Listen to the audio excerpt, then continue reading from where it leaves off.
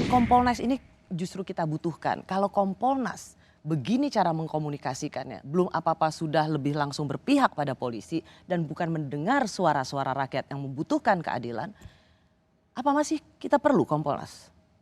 Yang pertama, belajar dari pengalaman kasus ini, begitu banyak media minta wawancara, yang mohon maaf, terpaksa saya tolak. Ketika saya tidak punya bahan yang memang itu akurat atau yang punya nilai pembuktian yang kuat. Saya lebih baik menolak, tidak. Ini salah satu sikap kami ya. Kemudian kedua, dalam konteks ini keberadaan Kompolnas itu diatur dalam undang-undang. Ya, undang-undang kepolisian. Nah, dari periode ke periode Kompolnas ini bertugas sesuai dengan tantangan zamannya, kondisinya. Ya. Sekarang di era medsos yang juga, begitu kuat. Mengapa saya butuh jawaban Bapak? Karena Kompolnas ini lembaga yang dibutuhkan sesungguhnya. Ia memberi masukan pada Presiden, arah kebijakan tentang kepolisian Republik Indonesia yang menjadi mata telinga masyarakat untuk memastikan kepolisian menjalankan tugasnya secara mandiri dan profesional, Pak Benny Mamoto. Tapi kemudian karena nilai titik rusak susu sebelanga, semua komentar Komnas HAM di dalam kasus-kasus besar lainnya itu kemudian diragukan. KM 50 misalnya atau banyak kasus lainnya. Tidakkah ini kemudian mencederai atau merusak citra Kompolnas? Ya, dalam konteks ini sekali lagi saya sampaikan, kami dengan segala keterbatasan kewenangan, akhirnya cara pengawasannya juga terbatas. Komnas HAM kan langsung panggil sana, panggil ahli, panggil ini untuk mendengar langsung dari sumbernya. Kami tidak bisa.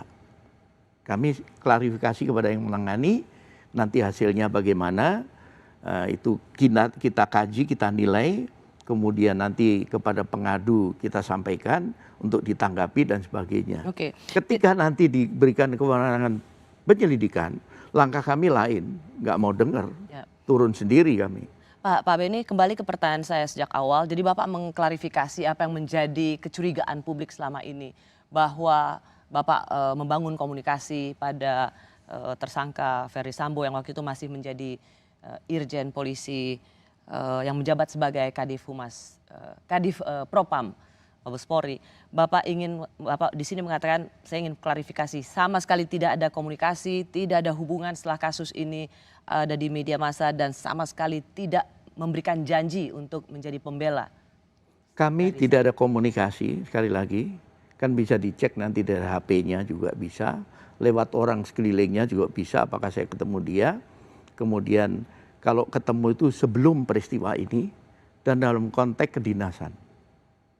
Jadi ketika ada anggota Kompolnas yang bertemu dengan Ferry Sambo pada waktu itu, dan kemudian melapor juga ya ke Ketua Harian itu Pak Benny Mamoto. Dan Pak Benny melaporkan itu ke Menko Polhukam. Langsung, Ibu Pungki langsung melaporkan ke Pak Menko Polhukam, Bapak saya dihubungi Ferdy Sambo, diminta datang, saya tidak tahu masalahnya apa, tapi ternyata setelah sampai situ dia nangis-nangis cerita masalahnya begini-begini dan sebagainya. Kenapa? Itu sudah disampaikan. Sudah disampaikan. Sudah disampaikan. Dan apakah suasana itu membuat Kompolnas jadi mudah terharu?